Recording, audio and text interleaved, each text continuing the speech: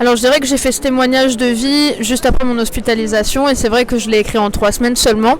À l'époque j'étais en auto-édition et j'avais pas envie justement d'avoir les grosses machines derrière moi, surtout après une hospitalisation. Donc c'est vrai que pour moi c'était aussi une façon de pouvoir mettre des mots sur des mots, ceux que je voulais, pouvoir trier les informations parce que j'ai eu une vie incroyable, remplie de facettes différentes. J'ai eu l'impression d'être comme les chats, d'avoir une 9 vies. Et c'est vrai qu'aujourd'hui je m'appuie sur mon témoignage en justement proposant une réédition avec une maison d'édition pour pouvoir porter mon message de la lutte contre le harcèlement ou contre les addictions encore plus fort et plus loin. Voilà, et j'espère que ce livre pourra m'aider encore plus à porter ma voix, parce que j'ai écrit plusieurs lettres à Brigitte Macron. J'aimerais vraiment prendre une place importante sur le harcèlement, parce que je pense que ça touche tout le monde, et aujourd'hui c'est pas une trend, c'est un fléau. Pour moi, le plus difficile, ça a été de ne pas être accusateur.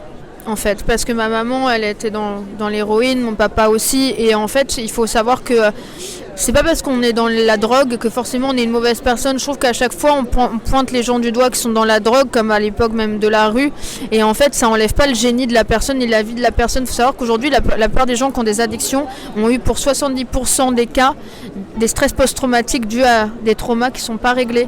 Et en fait, je trouve qu'on oublie de le dire. Et je trouve que c'est important. Donc c'est plutôt être dans l'accompagnement plutôt que dans le jugement. Et montrer aux gens que malgré qu'on vienne du 93, on peut quand même réussir à s'en sortir.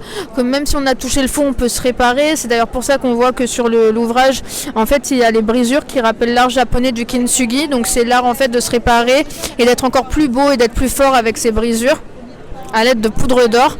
Donc c'est à la base c'est un art déco que j'aime bien mettre en psychologie, je trouve ça très intéressant. Mais voilà, oui, le but ça a été vraiment de trier de la façon à ce que ce soit pas ni trop en profondeur, que des fois peut-être des sujets très hard soient plutôt mis en légèreté et surtout pas accusateurs. C'était l'important pour moi.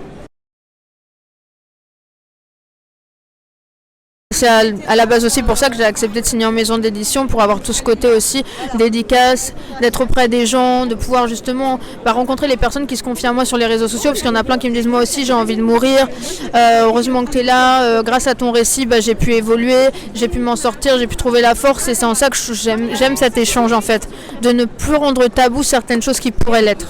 Parce qu'on a tous des idées noires, on a tous eu envie d'arrêter à un moment donné, même après une rupture amoureuse, et ça fait de rien en nous des gens fous ou tarés qui doivent aller directement chez le psychologue en fait. Ça fait partie de l'état humain et de nos émotions, et c'est important de le dire.